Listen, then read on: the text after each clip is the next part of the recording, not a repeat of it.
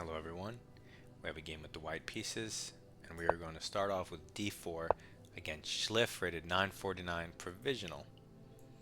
So he brings a pawn out, and we're going to develop a piece towards the center, trying to get a Jobava London. That's the only reason we put the knight here. So he just brings the knight out, stopping us from playing e4, which is good because now he's forcing us into something else. So now we develop the bishop on this diagonal, and we have a Jobava London set up on the board. So black copies us. He tries to get out the bishop before closing his pawn chain, which makes a lot of sense. It makes even more sense because we can't go queen b3 because our pawn's in the way.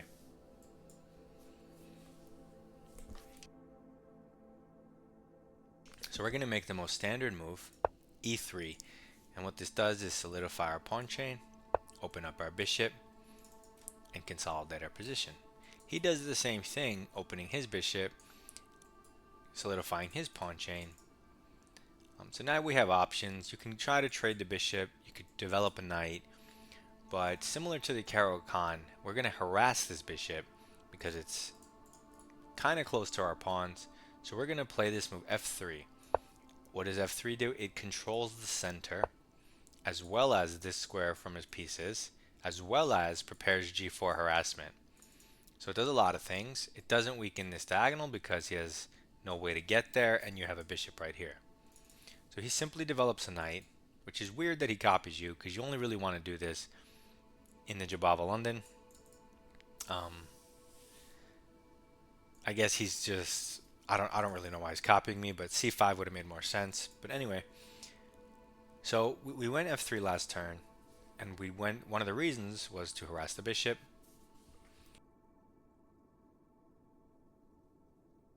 Okay, so normally we do that with g4.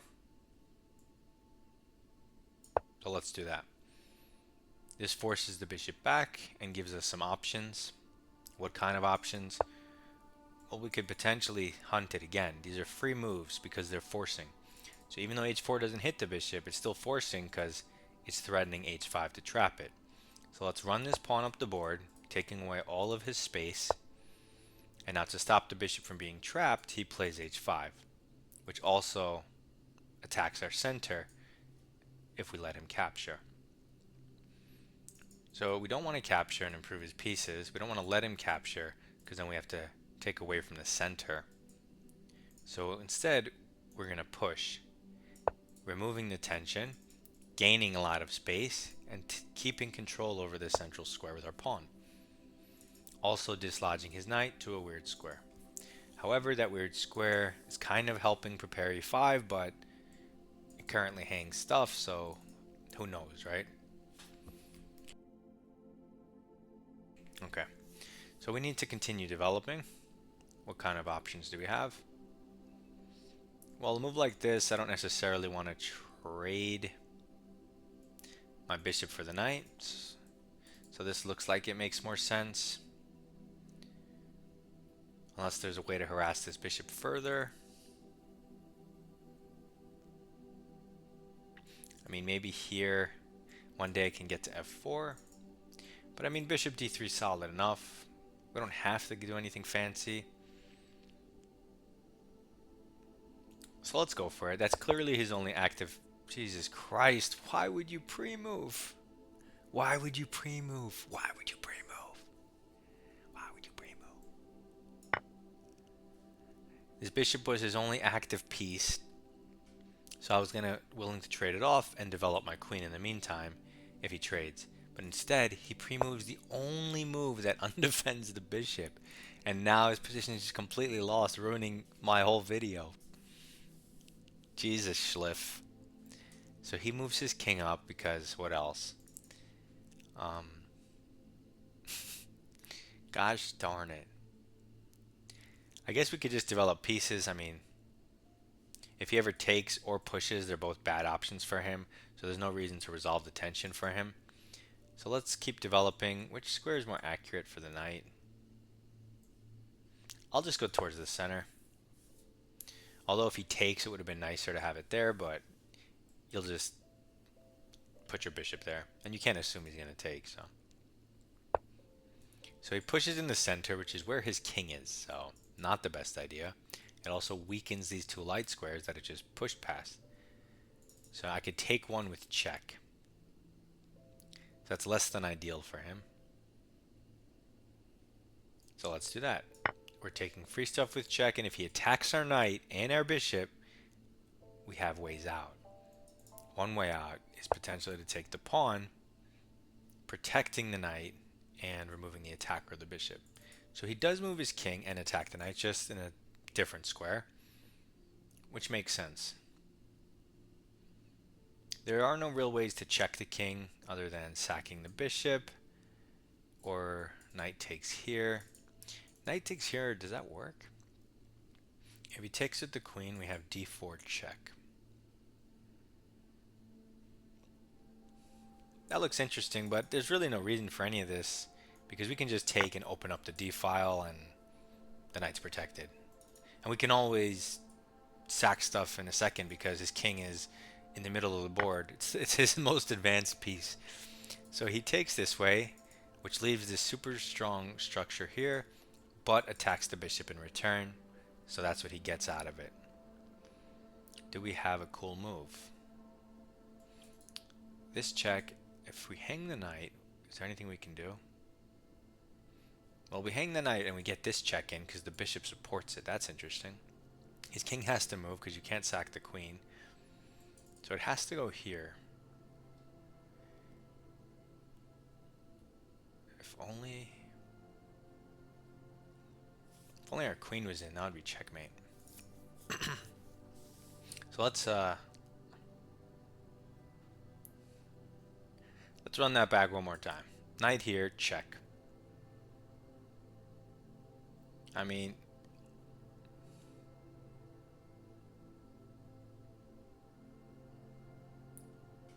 he's gonna take it.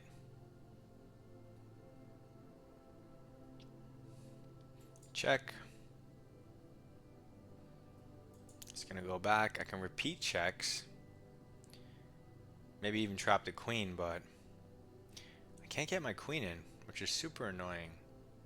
Although maybe I could just take this pawn and open up the e file for my queen. Queen e2 coming next. Totally unnecessary. Totally unnecessary. You can just drop your bishop back and be completely winning in 1,000 different ways. However, I'm going to unnecessarily blunder a piece, but hopefully you can see why I'm blundering a piece. What I'm looking for is compensation for blundering a piece, and he does not take it with the pawn, he takes it with the piece. Okay.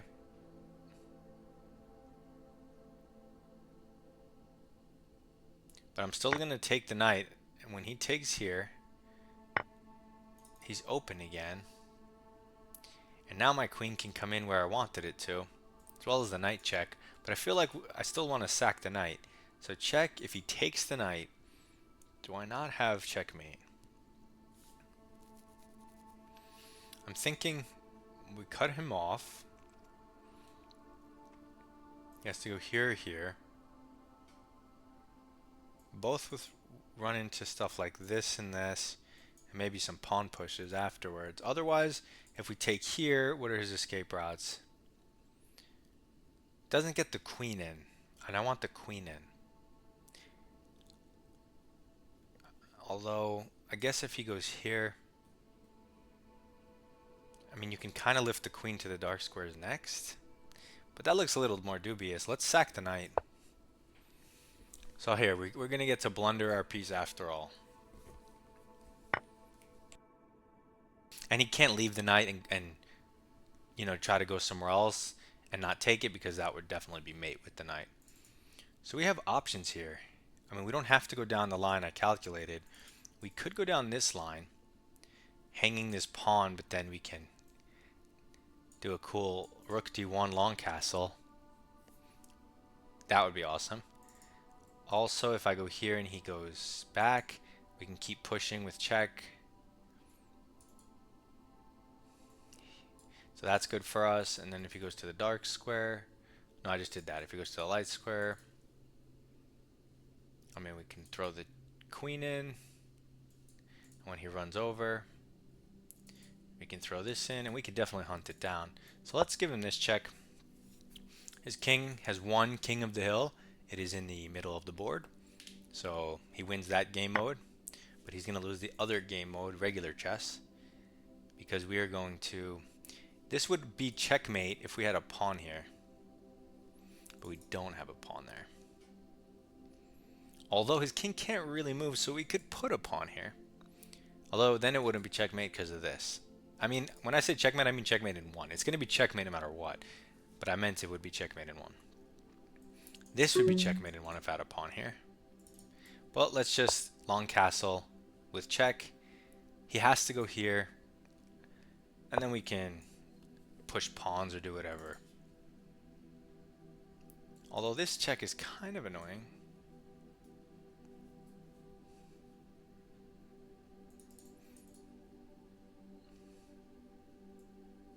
We'll throw it in because we have no dark square, you know, pieces that are really controlling the dark square as well. So we kind of want the queen to do it. We have this bishop to give light square checks depending where he goes. For example, here, this leads into mate in one. Because this covers this, and then the queen covers the dark. So this is what we were looking for. Even the pawn is integral for the checkmate. You see how it covers b5. So we do it. And with 24 seconds on the board, this guy loses 95 points. Wow. That's quite a lot. And 92% accuracy. It's just a good game. Let's go through it. So we have the Jobava London set up on the board. We finally get it, which is nice. And now we close the pawn structure like you're supposed to. And now in this position you have choices. You could put your bishop here. You can go h3. You can go f3. I mean, there are even weird knight b5 lines, but whenever the bishop comes out, one of the go-to plans that you can use is to hunt the bishop in the same way you do in the caro-kann. And then you can use the similar chunks here, like the, that way they apply to multiple positions.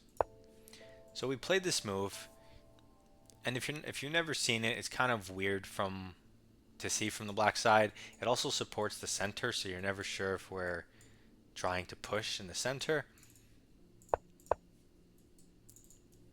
And then we gain space for free. And this is the chunk whenever the bishop's here, when you push these pawns, he always ends up having to go h5 or h6. Generally h5 is the better move. You usually get to push past, creating a bunch of space on that side of the board that is now yours. So that's what happens in the game. We gain space for free with threats. He has to stop it. We gain space for free with threats. He goes back, and now this is cemented, our space gain. We have plans maybe to one day play for e4, or to just maneuver around the structure with our pieces, castle queenside, and maybe try to break with e4, or something like that. So we put the bishop here, and normally they'll take, but he didn't. He just pre-moved this to break down our structure. It just happened to be the exact wrong move because of what we played. So now it's +6 because of course, and then we just develop towards the center. We take free stuff. It's +8. We take to, it's a forced move. There's not much to say when it's +8. You can do whatever you want, and even here I tried to throw the game a little bit by going knight d4, right, giving him pieces, but it only goes from +8, +7.7 to +6.4. So it's like I can't even blunder if I want to. He takes, force move. Okay, here, yes, finally I got to blunder something. So it's +8, +7.5, and like I said, you can take this pawn with check, but then your queen's not in the game. So we give up the knight, go down to +5, but it's forcing. What does that even mean? It means he has to take the knight, because otherwise the knight's also an attacker, and we'll just checkmate him. If he doesn't take the knight, he can only go here with checkmate to follow. So you're kind of forcing him to take, and now you have infinite checkmates. Mate in 3. Oh, I made it mate in 7. You see, there's so many different mates and stuff. They're calling my moves mistakes because I didn't find the fastest mate. But I mean, it's all just domination no matter what you do. So I was looking at this move. Let's say he go. Well, I guess if he goes here, you're just going to pawn checkmate him. It's checkmate no matter what. So anyway, we just lure him closer to our camp because it's guaranteed checkmate. See, it automatically goes to mate in 3. Probably because of, I don't know, this. Maybe it's unstoppable. Who knows? Anyway, we just do it this way in style. Castling long. Giving this check. And he made it easy by mate in 1. But if he went somewhere like here, I was just going to throw more pawns at him. When he went to the light squares, I would have brought the bishop in. And maybe like a rook check up here. Somehow, I was just going to corner him. I knew it had to be mate. That's why I was so eager to give up my knight. So, you guys should also be eager to give up your stuff for checkmate. So hopefully this helps. Submit your rapid games in my Discord. Subscribe. Good luck on your chess. Goodbye.